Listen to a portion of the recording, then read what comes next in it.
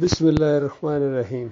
آج پوری دنیا میں مسلمان اس وجہ سے نہیں پریشان ہیں یا کمزور سمجھے جا رہے ہیں کہ ان کے پاس وسائل کی کمی ہے یا ان کے پاس ٹیکنالوجی کی کمی ہے یا ان کے پاس فوجیں کمزور ہیں یا یہ ایٹمی قوت نہیں ہے۔ ایسی بات نہیں ہے، یہ ساری چیزیں ان کے پاس موجود ہیں، لیکن ان کا اصل مسئلہ کیا ہے؟ وہی بات ہے جو جس طرح حالی نے اپنی ایک نظم میں لکھی تھی کہ کرے غیر بت کی پوجا تو کافر، کواکب میں مانے کرشمہ تو کافر، مگر مومنوں پر کشادہ ہے راہیں، پرستش کرے شوق سے جس کی چاہیں، نبی کو چاہیں خدا کر دکھائیں، اماموں کا رتبہ نبی سے بڑھائیں، مزاروں پہ دن رات نظریں چڑھائیں، شہیدوں سے جا جا کے مانگیں دعائیں، نہ توحید میں کچھ خلل اس سے آئے، نہ اسلام بگڑے نہ ایمان جائے، وہ دین جس سے توحید پھیلی جہاں میں، ہوا جلوگر حق زمین و زماں میں، رہا شرک باقی نہ وہم و گماں میں، وہ بدلا گیا آ کے ہندوستان میں، ہمیشہ سے اسلام تھا جس پہ نازاں، وہ دولت بھی کھو بیٹھے آخر مسلمان۔ یہ آج پوری طرح امت مسلمہ کے اوپر یہ بات فٹ آ رہی ہے، اور قرآن کے الفاظ میں اس کو یہ جھنجھوڑا گیا ہے۔ سورہ یوسف کی 106 نمبر آیت، وَمَا يُؤْمِنُ أَكْثَرُهُم بِاللَّهِ إِلَّا وَهُم مُشْرِكُونَ، کہ اکثریت انسانوں کی اس طرح اللہ کو مانتی ہے یا اللہ کے اوپر ایمان لاتے ہیں اس طرح کہ ساتھ ساتھ إِلَّا وَهُم مُشْرِكُونَ، ساتھ ساتھ شرک بھی کرتے ہیں، یعنی مشرک بھی ہوتے ہیں اور ایمان کا دعویٰ بھی کرتے ہیں۔ لا الہ الا اللہ محمد رسول اللہ بھی پڑھیں گے، قرآن کو ماننے کا دعویٰ کریں گے، قبلہ ایک، رسول ایک، کتاب ایک، اور اس کے بعد فلاں حضرت داتا ہیں، فلاں دستگیر ہیں، فلاں مشکل کشا ہیں، فلاں حاجت روا ہیں، وہ غریب نواز ہیں۔ ابھی یہ بیک گراؤنڈ میں آپ دیکھیں گے، اس کے یہ جو پکچر لگائی گئی ہے، اس کے اندر ہمارے جتنے بڑے بڑے سیاسی قائدین ہیں یہ سارے کہیں نہ کہیں جا کے قبر پوجا کے اوپر لگے ہوئے ہیں۔ اس کے علاوہ بھی ان کے کئی ویڈیو وائرل ہوئے ہیں جو ہندوؤں کی طرح بالکل وہ ان کی رسمیں ادا کرتے ہیں، دیوالی میں جاتے ہیں، مندر بنواتے ہیں، مندر کا افتتاح کراتے ہیں، یہاں عرب کے اندر UAE میں ہوا ہے۔ تو یہ پوری طرح امت مسلمہ بت پرستی کے اندر مبتلا ہو گئی، اور نبی علیہ السلام کی وہ بات پوری ہو گئی، اور کیسے نہ ہوتی، کیونکہ نبی علیہ السلام سچے اللہ کے آخری رسول صلی اللہ علیہ وآلہ وسلم کی بات ہے، اور اللہ نے ان کو جو بات بتائی کہ یہ قوم پوری طرح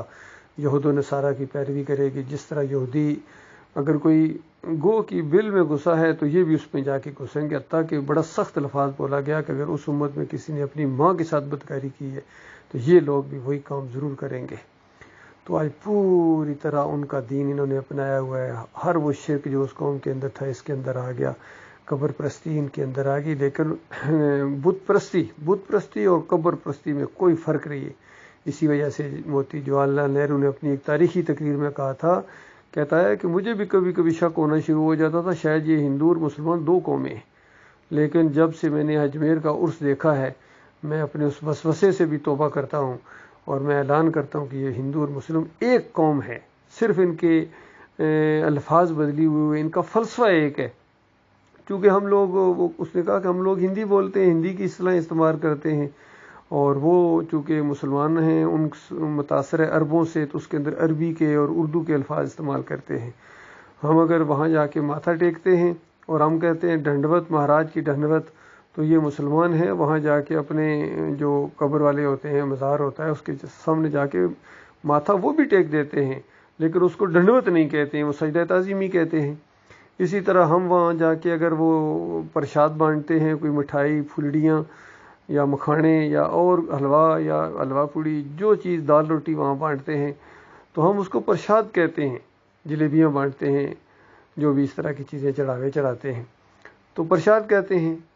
تو وہ مسلمان ہے کبھی بھی پرشاد نہیں کہے گا، وہ اس کو نیاز کہے گا، نیاز، نظر اللہ نیازی حسین اور اس طرح کے الفاظ، اس نے پھر 11ویں شریف ہے، پھر محرم کی سبیل ہے، پھر یہ ہے، اس کو نیاز کہتا ہے، کبھی بھی پرشاد نہیں کہے گا۔ باقی وہاں ہم جا کے پھیرے لگاتے ہیں تو وہ پھیرے تو کبھی بھی نہیں کہے گا، وہ اپنی قبر کے جا کے مزار کے جا کے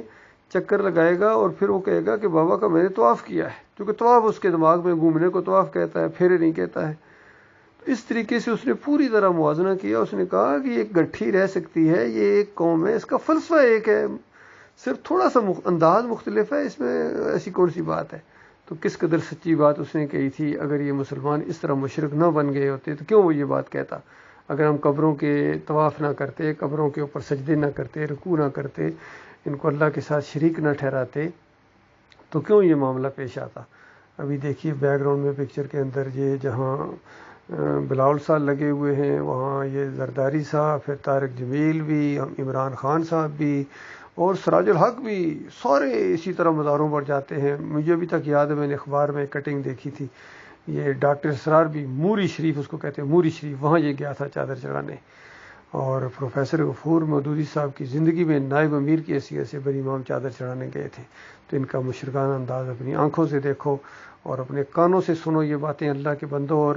یقین کرو کہ تم نے ان کو سنا ہے، اور آپ کے اوپر حجت تمام ہے۔ اب آپ کل اللہ کے دربار میں یہ نہیں کہہ سکیں گے کہ ہمیں کسی نے بتایا نہیں تھا۔ یہ بھی شرک ہوتا ہے، بالکل ہجے کر کے آپ کو بتایا جا رہا ہے کہ یہ مزاروں کے اوپر چادریں چڑھانا اور سر میلے کرنا، پھر یہ پکاریں لگنا، یا علی مدد، یا رسول مدد، یا بری کر کھری، اور یا محی الدین چشتی پار لگا دے کشتی، باول حق بیڑا دھک، اس طرح کی، اور یا عبد القادر جیلانی، اس طرح کی جتنی پکاریں لگائی جاتی ہیں، یا وسیلے کے ساتھ پکارا جاتا ہے کہ اے اللہ ان کی وجہ سے یہ معاملہ کر، ان کے صدقے کر، ان کے تفعیل کر، یہ ساری مشرکانہ باتیں ہیں۔ اللہ تعالیٰ غور و فکر کرنے کی توفیق عطا فرمائے۔ میرے بھائیو، مانو گے اپنا بھلا کرو گے، نہیں مانو گے تو یاد رکھنا جہنم کے اندر آپ کے بیوی بچے اور آپ کے اہل و عیال جلیں گے ہمیشہ ہمیشہ کے لیے۔ پھر لانتیں بھیجو گے ان مولویوں کے اوپر، ان پیروں کے اوپر، ان سیاسی لیڈروں کے اوپر، جن کی دنیا کی وجہ سے تم نے اپنی دنیا اور آخرت دونوں برباد کر دی۔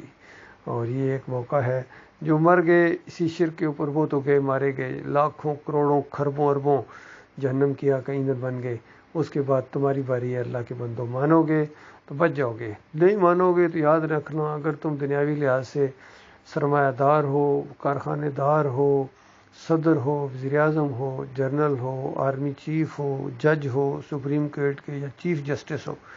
یا کسی بڑے کارخانے کے تم اکیلے مالک ہو، یا بڑی بڑی کوٹھیاں اور بڑے بڑے جزیرے تم نے خرید لیے ہیں، یاد رکھنا اگر یہ والا ایمان عقیدہ نہیں اختیار کرو گے اور اللہ کی بات نہیں مانو گے، اسی طرح فرقوں کے اندر بریلوی دیوبندی اہل حدیث ہو کے مرو گے، اگر اسی سیاسی چکروں میں لٹیروں کے پیچھے بھاگتے رہو گے تو پھر ہمیشہ ہمیشہ کے لیے تمہیں ان کے ساتھ آگ میں رہنا پڑے گا۔ نمازوں کے باوجود، روزے کے باوجود، حج اور عمرے کے باوجود، مسجدیں بنوانے کے باوجود، سب کچھ کرنے کے باوجود ہمیشہ ہمیشہ کی آگ میں رہنا پڑے گا، کیونکہ شرک کی وجہ سے اعمال برباد ہو جاتے ہیں۔ اللہ تعالیٰ اس بربادی سے، اس پچھتاوے سے ہمارے بھائیوں کو بچائے۔